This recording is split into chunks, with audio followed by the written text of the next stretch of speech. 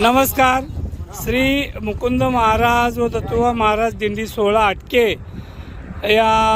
यांच्या संपूर्ण मुकुंदराज जी आमची एक साईट आहे, वेबसाईट, त्याचं संपूर्ण आमचे अजय पाटील उर्फ बब्या नाना हे सिनेस्टार हे नेहमी सारख्या रील करतात आणि व्हिडिओ काढतात. म्हटलं आज प्रयत्न करून बघूया आपल्याला येतंय का, आपण बबन नानाच्या सान्निध्यात राहून काय थोडंफार शिकलोय का नाही, म्हणून आज हा एक छोटासा प्रयत्न. तर मी आता आलेल्या भक्त काय ते दिंडीच्या वारकऱ्यांचं आपणापुढं थोडंसं माहिती हे पाठवतो.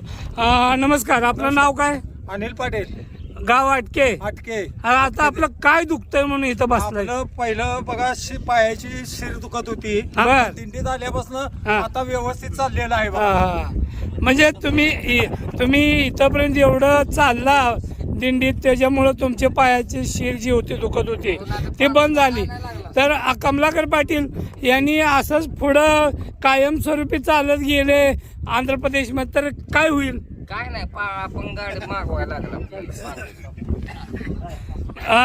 पापा आंबेराव पाटील आमचे ज्येष्ठ सज्जन आहेत. तुमचं यांच्या शिराबद्दल मत काय? काय सुद्धा दुमत दुमत काय मत नाही. काय आमचे नाना. मला आज आवर्जून माणसांनी लोकांनी सांगायचं आहे की आपण आपल्या चॅनलच्या माध्यमातून बघतच असतो की आपण काय गमती जमती दाखवतो, ते एक विरंगुळा असावा, लोक त्याला थोडंफार हसावी आणि चालत असताना कंटाळा वगैरे येईल या अशा स्वरूपात आपण ह्या सगळ्या गमती जमती करत असतो. परंतु या गमती जमती करत असताना काय वेळेस ही जी बसलेली मंडळी आहे ती माझी कधी गंमत करून जाते ती माझं मला कळत नाही. असली ही आमचे थोडक्यात बोलायचं म्हटलं तर म्हणल्यानं ना बघा, तुम्हाला आटके गावचे महानग दाखवतोय मी, महानग. आणि त्याच्यात सगळ्यांनी तर पापा परिचयाच आहेत, पापाचं तर सगळंच तुम्हाला माहिती आहे. आणि त्यात भरतीलाकार हे आलेत आणि हे हाय ते आहेत. आणि सगळ्यात महत्वाचं जर आपण जर बघितलं तर ह्या सगळ्यांची चावी कुठं आहे तर ह्यो माणूस आहे. बाळासाहेब, आपल्याला कसं वाटतंय आता? आपल्याला माझं डोकं दुखत होतं, हा, थांबलंय आता. कायमचं थांबलं का? गावाकडे असताना डोकं सारखं दुखायचं. नाही, गेल्यावर मग गेल्यावर जर कुठल्या हॉस्पिटलला दाखवायचं असलं तर तुमच्या गावाजवळ मोठं हॉस्पिटल कोणतं आहे? कृष्णा हॉस्पिटल. हा, त्याच्या अलीकडे एक आहे प्रणव हॉस्पिटल.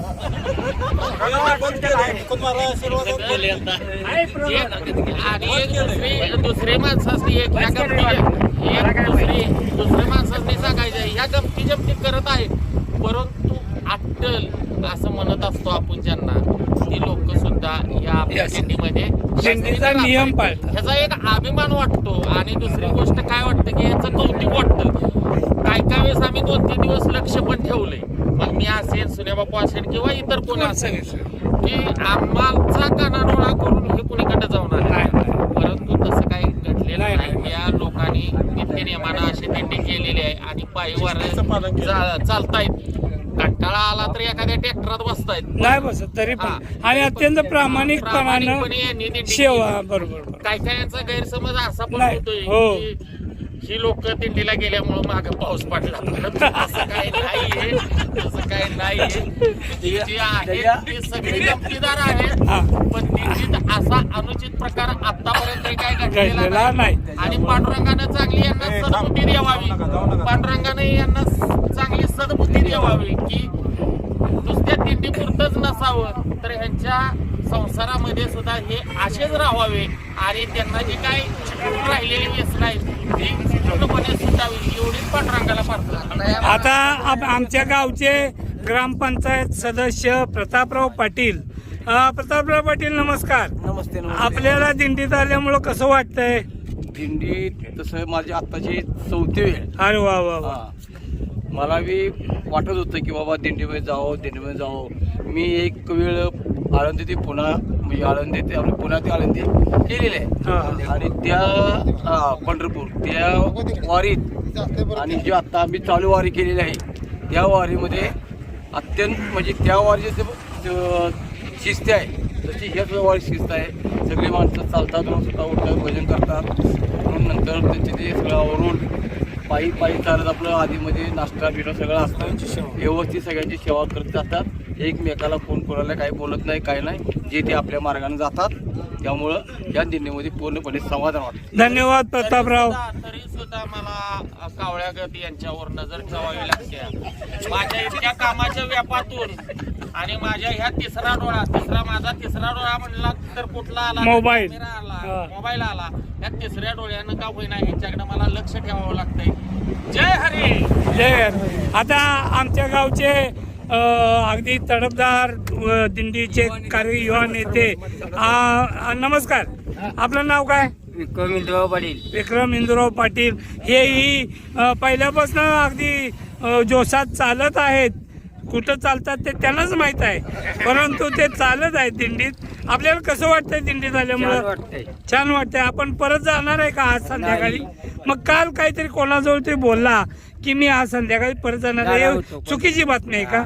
बर बर, धन्यवाद. जसे बामणे म्हणले की हे कुठं चालत असतात किंवा काय करत असतात, मला सुद्धा असाच प्रश्न पडतो. ज्या ज्या ठिकाणी आम्ही थांबलं जातो चहाला नाश्त्याला त्या ठिकाणी हा व्यक्ती दिसत असतो, परंतु मला जे पडलेलं कोड आहे ते मला सुद्धा अजून उलगडलेलं नाही. तर बाकीच्या पण ह्यांना सांगतो की आपल्या विक्रम बाबांना सर्वांनी समजून घ्या आणि आपल्या सोबत.